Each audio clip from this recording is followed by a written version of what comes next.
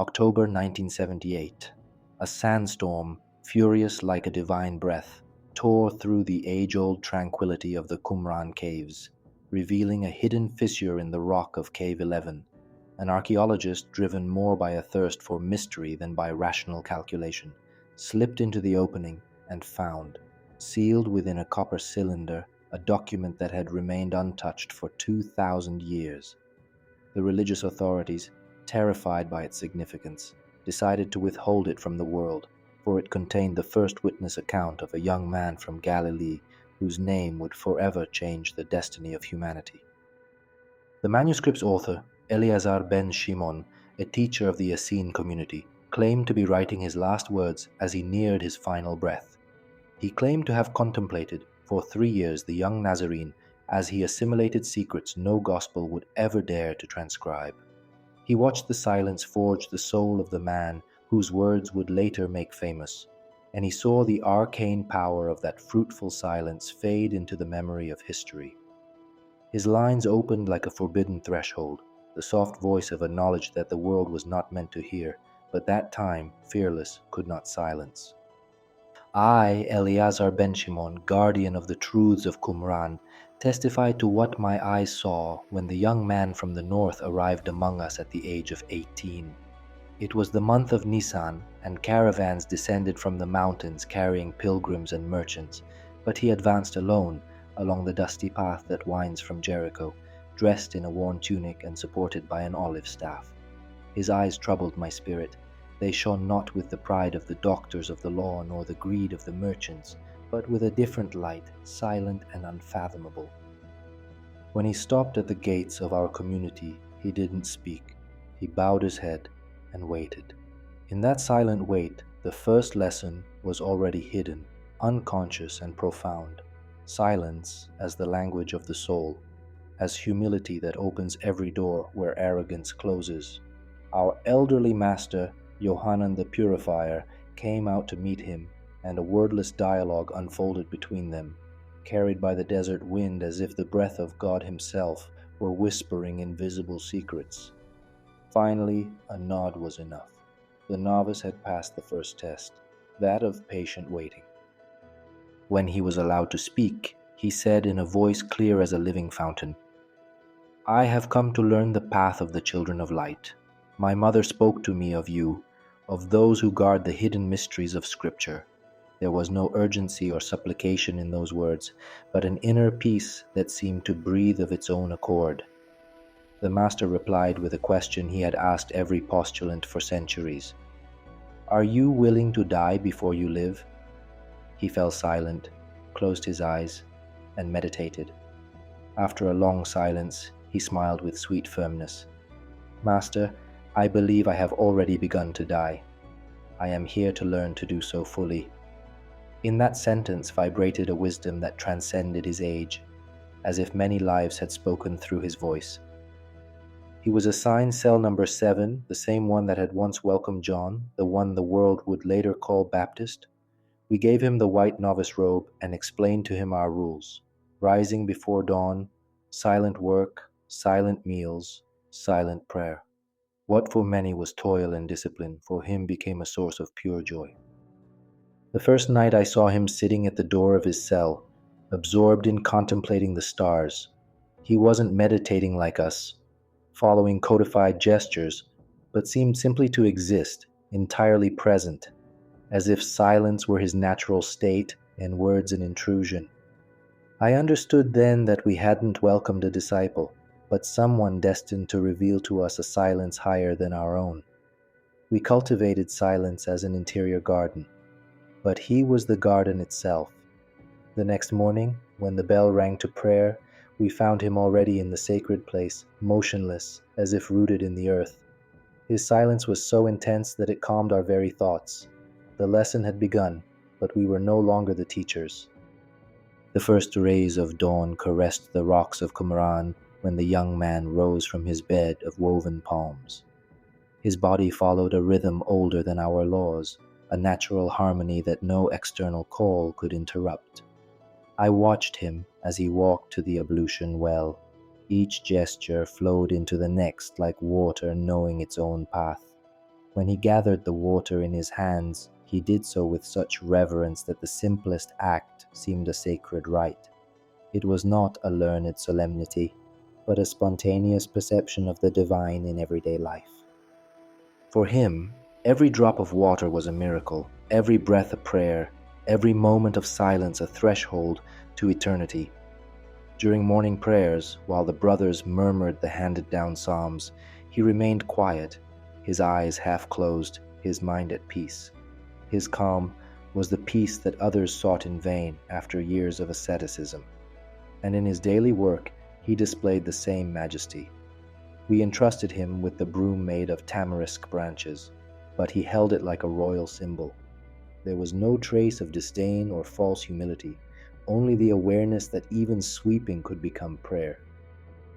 His every gesture was complete, deliberate, like an invisible art woven with devotion. During the meal, I saw him break the bread with the same care he had grazed the dust, and in his way of eating, one could sense gratitude toward life itself. His presence emanated a light that could not be seen but felt, an aura of peace that touched everyone around him. In the afternoon, while copying the sacred scrolls, a further sign appeared. We entrusted him with the verses of the prophets, a mechanical and arduous exercise, but he didn't copy words. He dialogued with them. He wrote like one responding to a secret voice emanating from the text.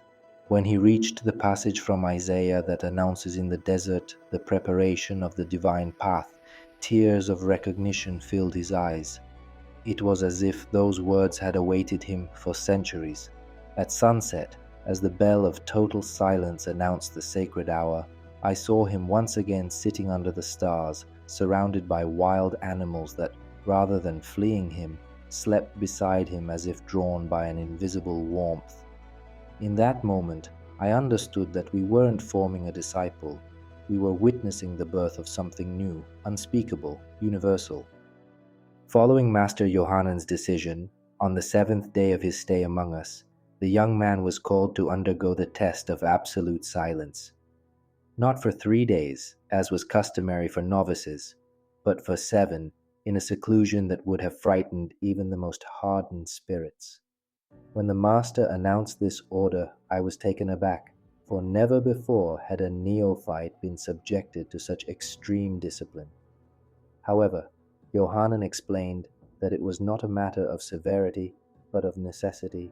The words that the young man still carried within him, the voices of the world from which he came, had to die so that his true voice could be reborn from the silence. So, after the ritual dinner, we led him to the ascetic's cave, a cave carved into the living rock, a half-hour's walk from our settlement, devoid of any comforts, with only a mat, a jar of water, and a small container of dates for sustenance. We explained to him that he was not to utter a word or mime any gesture, that the silence must be total, both external and internal. Most of the novices trembled at that threshold, because silence, when absolute, becomes a form of death. But the young man showed no fear. His eyes shone with the expectation of one who has found the door to his destiny. He bowed respectfully, entered the cave, and disappeared into the darkness. For 3 days I myself brought him water and dates. I found him motionless, sitting with his back straight, his hands resting on his knees, his eyes closed, but not clenched in the tension of concentration. He had the natural ease of someone who has found refuge within himself.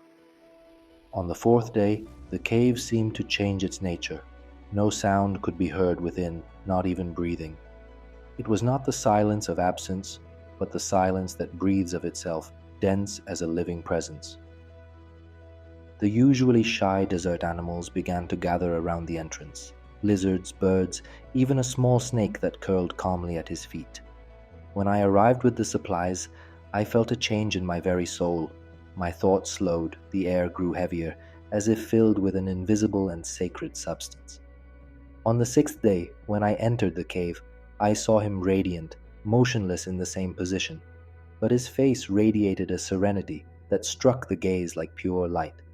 I realized that I too was moving silently, almost fearful of disturbing a higher equilibrium. His silence spread like a beneficial contagion. dissolving all agitation. On the night of the seventh day, the desert was hit by a sandstorm of unprecedented violence. The winds howled like demons, and sand seeped into every crevice. When I finally reached the cave, I thought I'd find him bowed or vanquished. Instead, he was still there, motionless, barely covered by a veil of sand, his face turned toward an inner light that no darkness could veil. He was rooted in the rock, united with the earth and the sky at once. When the storm subsided and it was time to conclude the ordeal, I touched him lightly on the shoulder. He opened his eyes slowly, like someone emerging from a dream too beautiful to fade, and looked at me with a new radiance, like the reflection of deep waters. "Now I understand," he said in a voice that seemed to rise from the heart of the earth, "why words have power. Only those who have learned to live without them can use them to give life." In the days that followed, we realized that nothing about him had remained the same. He walked with a new grace, as if he had found within himself an inexhaustible source of strength and peace. During his morning ablutions, he contemplated his reflection in the water with childlike wonder, not out of vanity, but to recognize within himself the image of the invisible. One day I heard him murmur, "Who am I?" and then, with a light gesture, touch the water, shattering his reflected face and then patiently watching it recompose itself. From then on, I often saw him polishing the metal discs we used in purification rites. For us, it was tedious work. For him, it was a prayer. His every movement was gentle and precise, as if he were caressing the mystery hidden within that material. When he finished, the metals reflected not only the image but an inner light that none of us could explain. A brother, amazed, asked him what his secret was. The Nazarene smiled and calmly replied, "Mirrors do not show what we are, but what we are willing to see of ourselves. When the gaze is free of fear, then the image becomes truth." Those words haunted me for days, because I understood that he spoke of an inner vision, of a knowledge that transcended thought. One afternoon I found him at the spring that fed our sacred waters.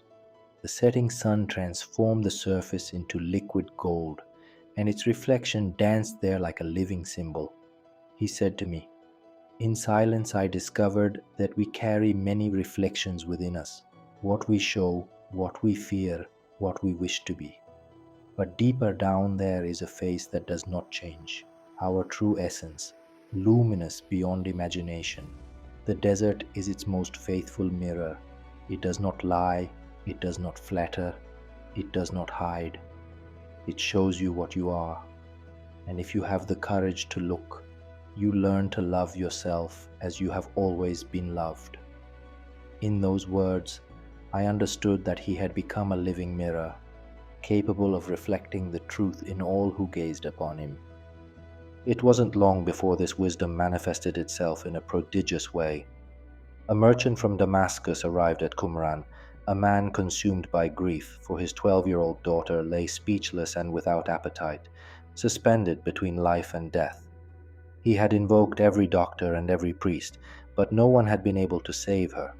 He sought in us a formula, a rite, a remedy. During dinner, he recounted his pain, and we all remained silent before his tears. It was then that the young Nazarene rose and, without uttering a word, knelt before the man, gazing into his eyes with a tenderness that pierced the soul. The father's tears changed. They were no longer tears of despair, but of purification. After a long moment, the young man spoke, and his voice, filled with serene authority, seemed to come from another dimension. "Your daughter is sick not in body, but in silence. She has seen and heard what no child should know, and she has taken refuge in silence to survive. Her silence is killing her now, but it can be healed by another silence, the silence of love." The merchant, shocked, asked what he should do. The Nazarene replied, "Sit beside her in total silence. Don't ask her to speak. Don't try to heal her. Remain alone, present, until your silence is stronger than her fear. When she feels that your stillness is love, she will return." The man left that night, and weeks later we received news that the girl had regained her voice, and that her first words were, "Father, I heard your heart singing in the silence." From that day on, I understood that in that young man, the birth of a new word had taken place, a word born not from noise but from silence, and one that had the power of healing.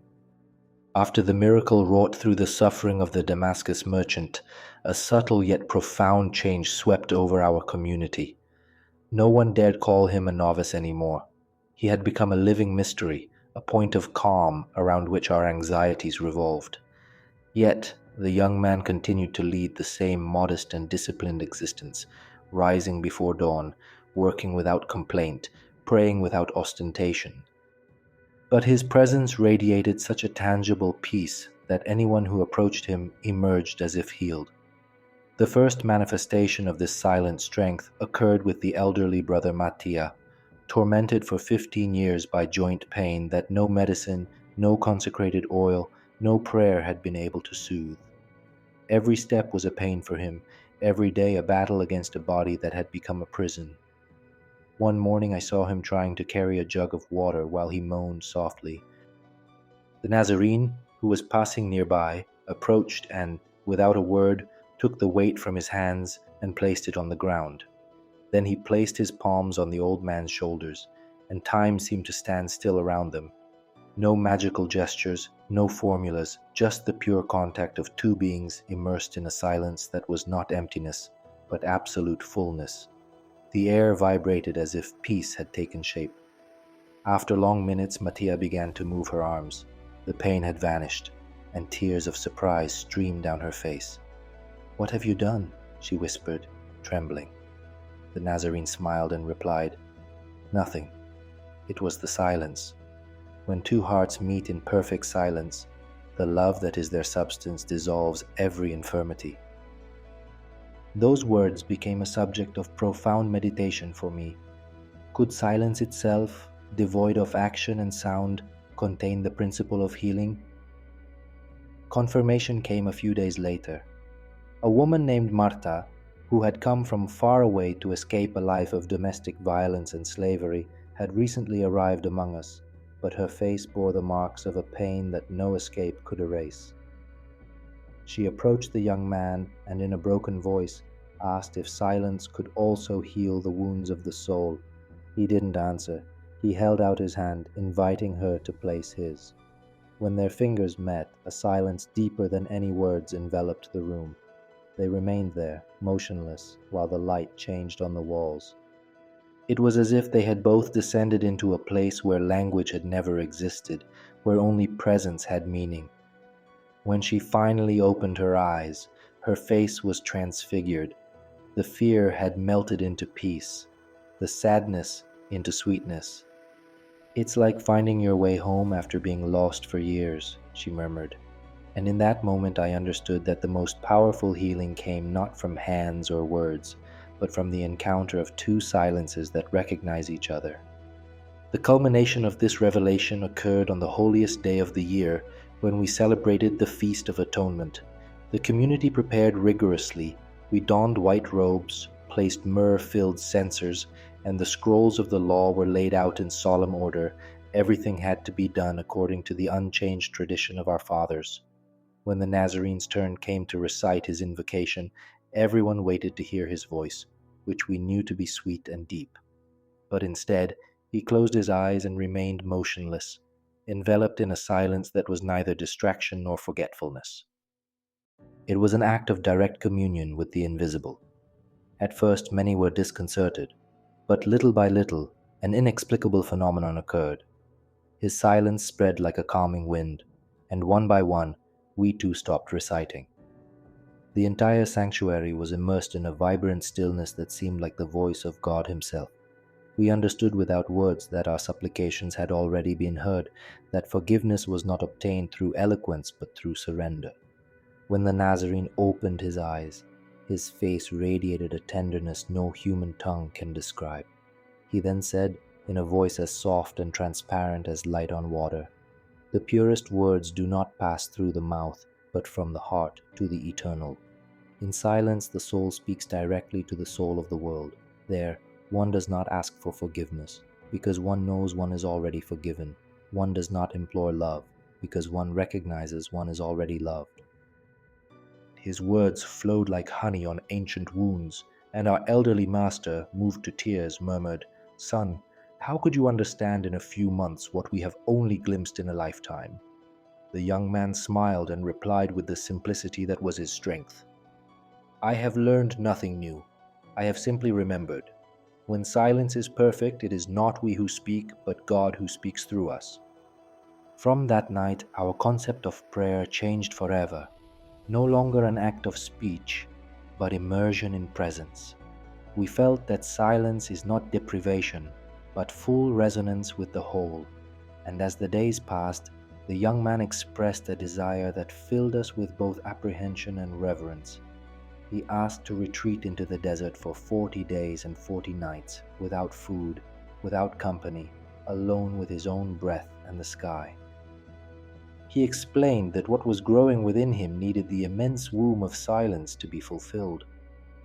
Master Yohanan tried to dissuade him, since such an ordeal was beyond the bearability of even the most experienced ascetics, but the young man did not falter. "I do not fear death," he said, "for I have learned that only by dying to what we believe ourselves to be can we be reborn into what we truly are."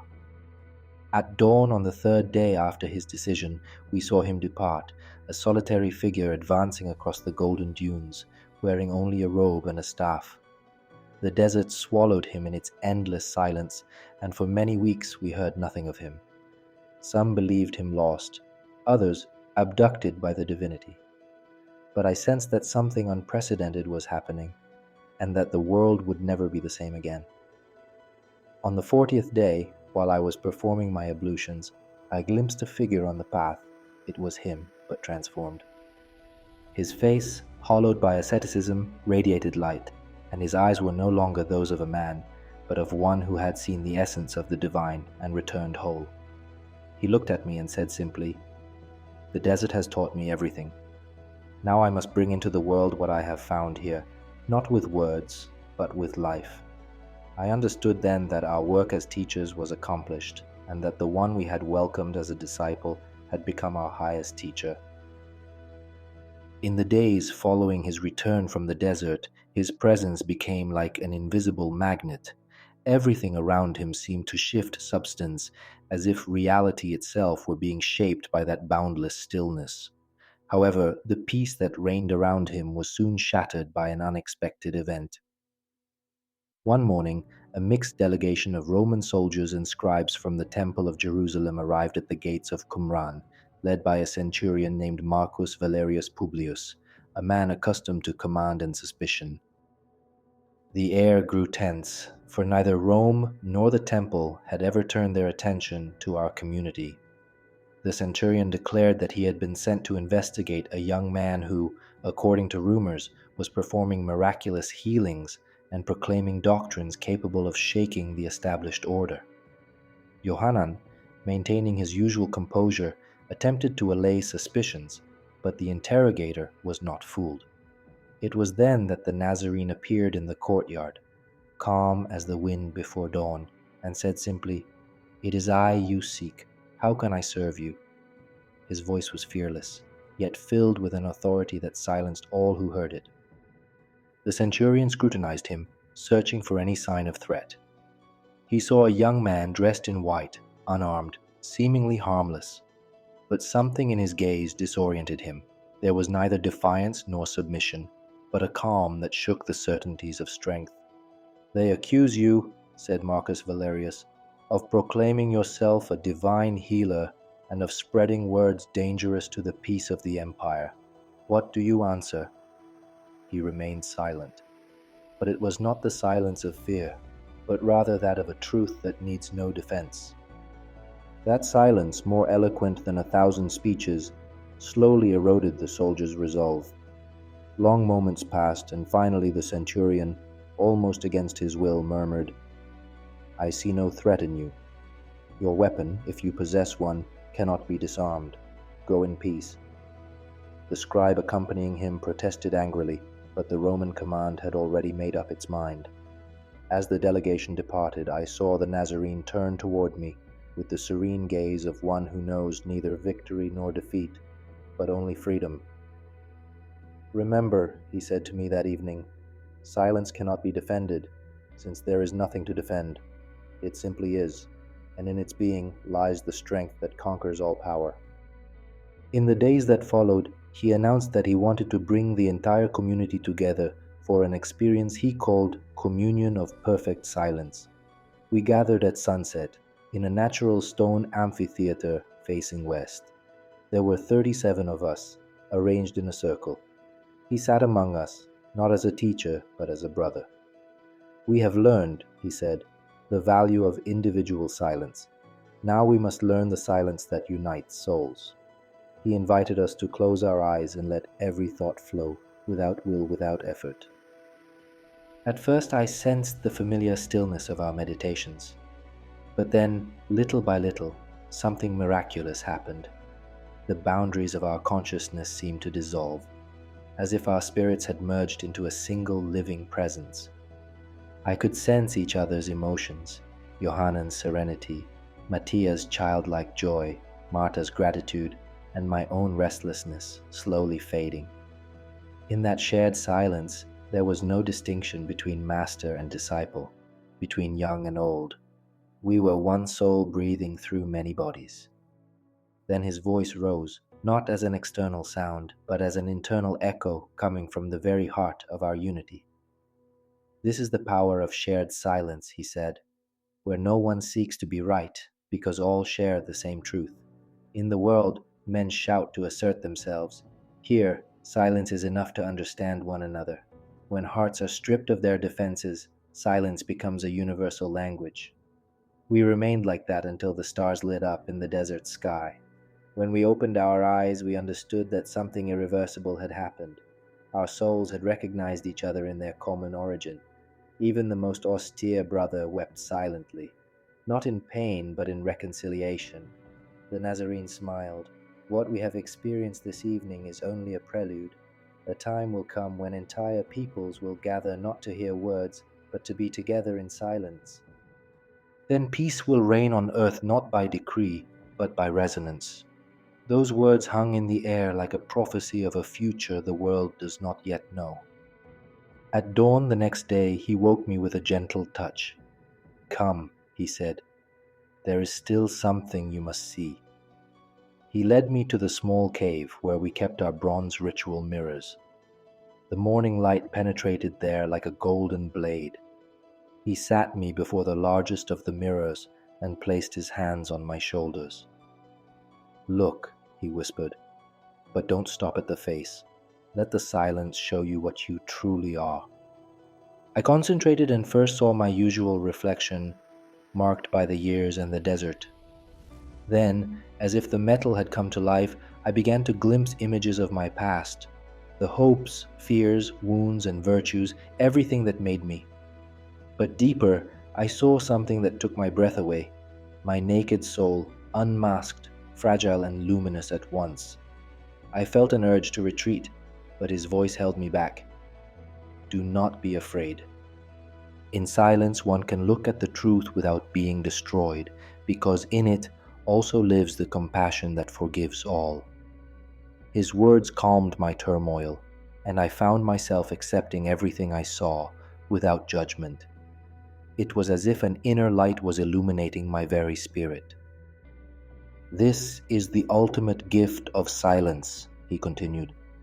"It allows us to see ourselves and others with the eyes of infinite compassion. When one looks from silence, one no longer sees enemies or strangers, but only different reflections of the same life. Remember this, Eleazar. Every man you meet will be a mirror of the divine. Only those who have peace within themselves can recognize that light in others." Then he added in a voice that sounded like prophecy, "The day will come when all humanity will look at itself in silence and discover that we are one family, many forms of one eternal light." 3 decades have passed since he left Qumran to return to the world, bringing with him the treasure of silence. Since then, I have seen many seek miracles, but the greatest miracle is a heart that finds peace within itself. Many seek resurrections, but the truest is that of the soul reborn from stillness. He taught us that silence is not the absence of sound, but the presence of the eternal. It is not emptiness, but the fullness of being. It is not the death of the word, but the birth of communion. Every gesture he made after those days echoed that wisdom. When he remained silent in the face of power and did not respond to violence, it was not weakness, it was the victory of silence over fear. His words, rare and measured, were seeds of light cast into the hearts of men. This then is what I leave you: the certainty that the highest secret of the children of light is not kept in books nor in rituals, but in the spaces between one word and the next, in the pauses between one thought and the next. He who knows how to dwell in that interval discovers that the kingdom of heaven is not elsewhere, but in the heart that is silent and listening. When the last human being understands this truth, then the entire world will rejoin the peace from which it came. Now you know what the ancients called the power of silence, not a simple absence of sound, but the living presence of the eternal that dwells within every human being. If this journey into mystery has touched you, leave a like to support the dissemination of content that unites knowledge and awareness. Write in the comments what silence has taught you or what you felt awaken within you. And subscribe to the channel so you don't miss future stories that reveal what history has kept silent. I wish you light, peace, and the strength to find your inner silence, the silence that fears not the noise of the world, because it holds the voice of eternity.